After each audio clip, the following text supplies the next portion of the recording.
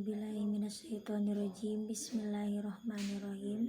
Assalamualaikum warahmatullahi wabarakatuh. Assalatu wassalamu ala asrofil anbiya'i wal mursalin wa ala alihi wa sahbihi ajmain, amma ba'du. Perkenalkan, nama saya Ella Nurdianasari dari kelas manajemen karyawan 1 dengan nomor NIM 200111110.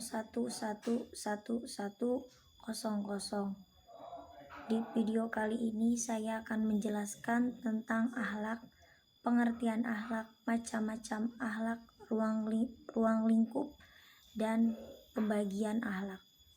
Akhlak menurut terminologi berarti tingkah laku seseorang yang didorong oleh suatu keinginan secara sadar untuk melakukan perbuatan baik atau buruk.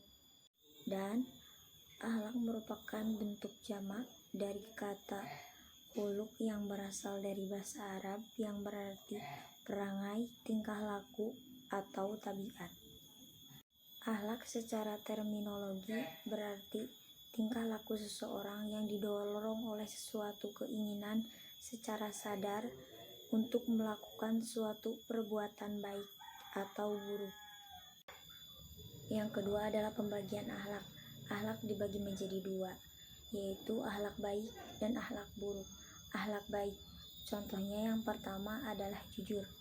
Jujur adalah tingkah laku seseorang yang dilakukan oleh niatnya dari diri sendiri untuk tidak mendatangkan kerugian bagi dirinya.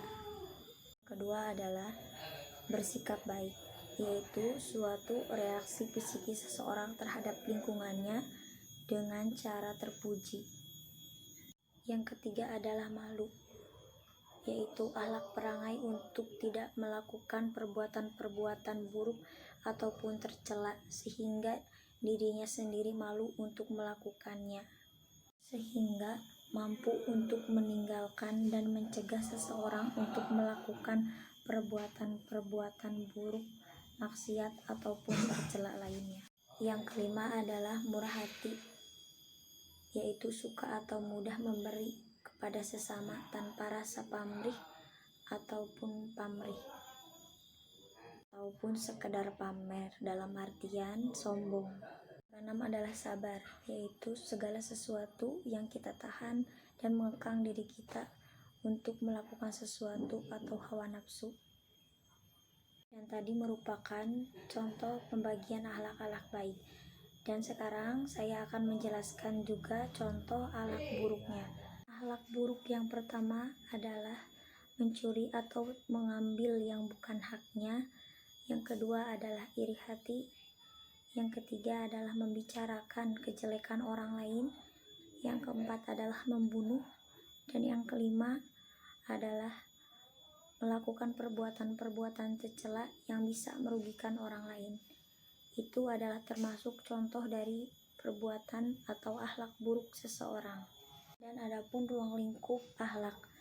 Yang pertama, ruang lingkup akhlak dalam akhlak pribadi. Akhlak pribadi adalah yang paling dekat dengan dirinya sendiri, yaitu dengan cara menginsafi. Hendaknya seseorang itu menginsafi atau menyadari segala perbuatan yang akan dia lakukan.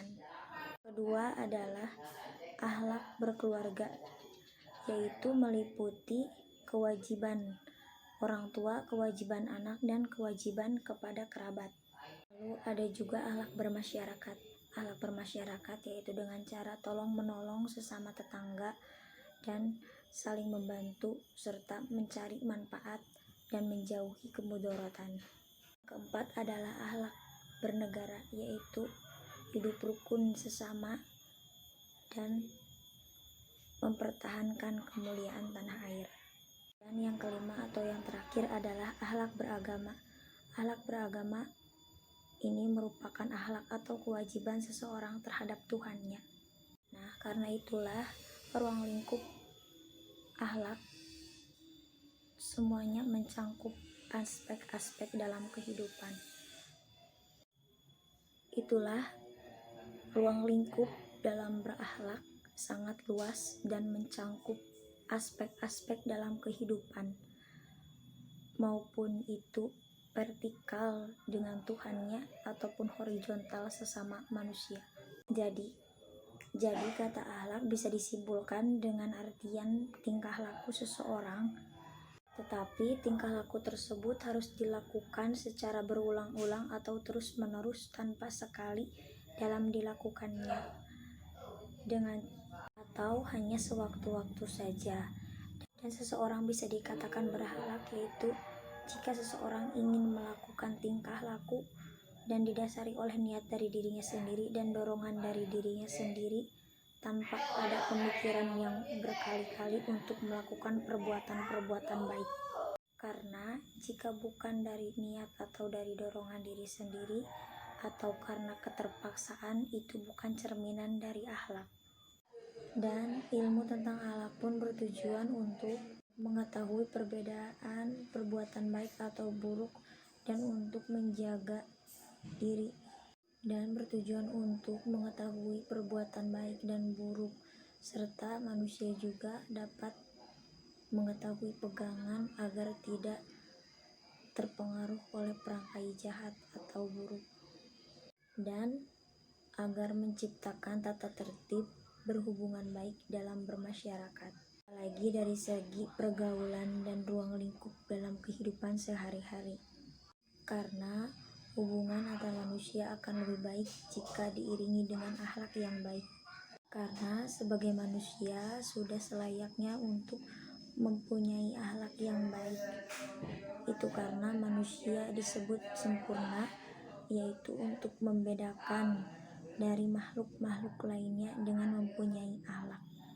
Jadi kesimpulannya, akhlak adalah budi pekerti atau kelakuan seseorang untuk melakukan perbuatan baik. Dan akhlak berasal dari kata al-khuluq atau perangai, budi pekerti atau tabiat, atau sering disebut dengan tingkah laku, serta kebiasaan yang sering dilakukan dalam kehidupan sehari-hari.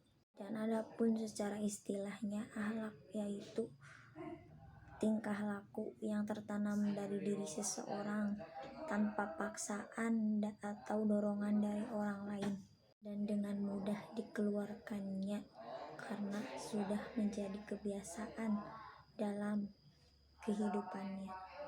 Mungkin cukup sekian penjelasan dari saya mengenai akhlak, pengertian, ruang lingkup, serta tujuan dan contoh dari akhlak baik dan akhlak buruk. Kurang lebihnya mohon maaf. Bila ada tutur kata yang kurang berkenan, mohon untuk dimaklumi. Terima kasih atas perhatiannya. Kurang lebihnya saya ucapkan banyak-banyak terima kasih. Wabillahi taufiq wal hidayah. Wassalamualaikum warahmatullahi wabarakatuh.